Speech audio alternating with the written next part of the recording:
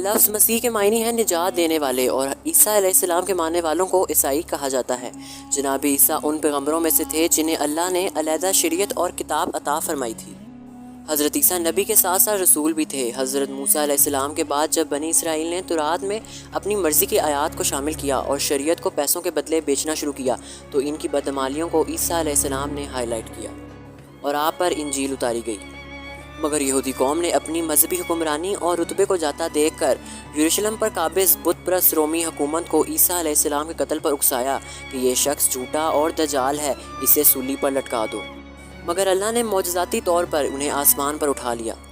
اس وقت عیسیٰ علیہ السلام کے ماننے والوں میں تقریباً 72 کے قریب لوگ تھے، جس میں سے 12 حواریوں نے کرسچینٹی کی تبلیغ کی، اور جب ایک ایک کر کے رومن حکمران عیسائیت قبول کرنے لگے تو اس مذہب کے ماننے والوں کی تعداد بڑھنے لگی، کیونکہ اس وقت میں بادشاہ کا دین ہی رایا کا دین ہوا کرتا تھا۔ رایا کو مذہبی آزادی حاصل نہیں تھی۔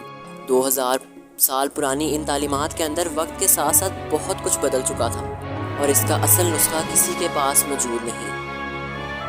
اور آپسی اختلاف کی وجہ سے آج کرسچینٹی میں بھی چھوٹے بڑے تقریباً 150 کے قریب فرقے بن چکے ہیں، جن میں سے 3 سب سے بڑے اور اہم ہیں۔ ان میں سب سے بڑا اور اہم فرقہ کہلاتا ہے کیتھولک چرچ، جس کے اندر اختلاف کی وجہ سے ایک نیا فرقہ بنا جس کا نام آرتھوڈاکس چرچ رکھا گیا۔ مزید ان دونوں کے اختلاف کی وجہ سے تیسرا سب سے بڑا فرقہ وجود میں آیا جس کا نام پروٹسٹنٹ رکھا گیا، یعنی احتجاج کرنے والے۔ عیسائیت کے ان تینوں فرقوں کے عقائد ایک دوسرے سے بالکل مختلف ہیں۔ ان اختلافات کی آخر کیا وجہ ہے؟ آج کی اس ویڈیو میں ہم اسی بارے میں بات کریں گے، تو چلیے شروع کرتے ہیں۔ رومن کیتھولک چرچ عیسائیوں کا سب سے بڑا اور پرانا فرقہ ہے، جس کی بنیاد عیسیٰ علیہ السلام کے حواریوں میں سے ایک سینٹ پیٹر نے رکھی تھی۔ یہ کرسچینٹی کے پہلے پوپ بھی کہلاتے ہیں۔ انہوں نے 25 سال تک کرسچینٹی کی تبلیغ کی، مگر رومن شہنشاہ نیرو کے دور میں مذہبی بدامنی کا الزام لگا کر انہیں سولی پر لٹکا دیا گیا۔ اسپین، فرانس، اٹلی اور ساؤتھ امریکہ کے کچھ ملکوں میں اس فرقے کے ماننے والوں کی بڑی تعداد موجود ہے۔ اس وقت کرسچینٹی بالکل اسلام کی طرح تھی، مگر بعد میں اس میں طرح طرح کی تبدیلیاں کر کے اس کو شرک میں بدل دیا۔ 4ویں صدی میں کیتھولک چرچ کو کانسٹنٹائن بادشاہ نے عیسائیت کو قبول کر کے بہت پھیلایا۔ اس وقت روم کا سرکاری مذہب بھی عیسائیت بن گیا۔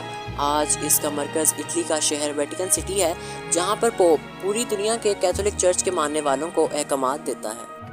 کیتھولک پوپ کا یہ حال تھا کہ وہ دین میں من مانی تبدیلیاں کرنے لگا اور بادشاہ سے زیادہ طاقتور بن گیا، یہاں تک کہ اس نے اپنے لیے بادشاہوں کی طرح دربار بنا رکھے تھے، اور انہی پوپس کے فتووں کی وجہ سے ہی عیسائیوں نے مسلمانوں کے خلاف صلیبی جنگوں کا آغاز کیا۔ یہ لوگ عیسیٰ علیہ السلام کو اللہ کا بیٹا مانتے ہیں۔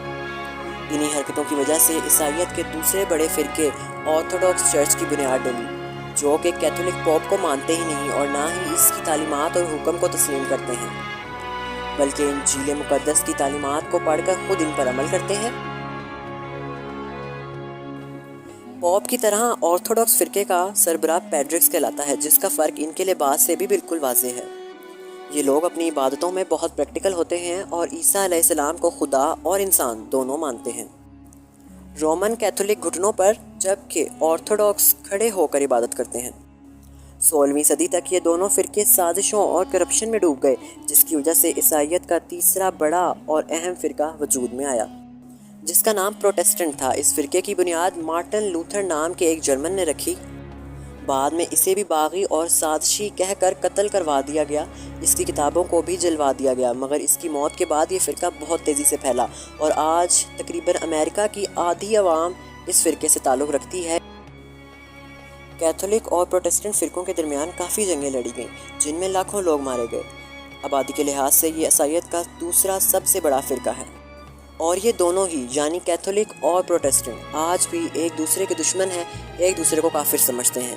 اس کے علاوہ کرسچینٹی کے اور بھی کئی چھوٹے بڑے فرقے موجود ہیں، جو کہ تعداد کے اندر بہت کم ہیں۔ ان کے ماننے والوں کی تعداد اسکرین پر دیکھ سکتے ہیں۔ جب تورات اور انجیل رد و بدل سے نہ بچ سکیں تو اللہ نے قیامت تک کے لیے انسانوں کی ہدایت کے لیے حضرت محمد صلی اللہ علیہ وسلم پر قرآن مجید نازل کیا، جس کا پیغام یہ تھا کہ ڈر سنا کر لوگوں کو شرک سے بچایا جائے اور اللہ کا صحیح تعارف کروایا جائے۔ مگر انتہائی افسوس کے ساتھ آج ان میں بھی تقسیم موجود ہے۔ ویڈیو اچھے لگنے پر کمنٹ سیکشن میں اپنی رائے سے آگاہ کریں اور ہمارے چینل کو سبسکرائب کریں۔ جلد ملتے ہیں ایک اور دلچسپ ویڈیو کے ساتھ، تب تک کے لیے السلام علیکم۔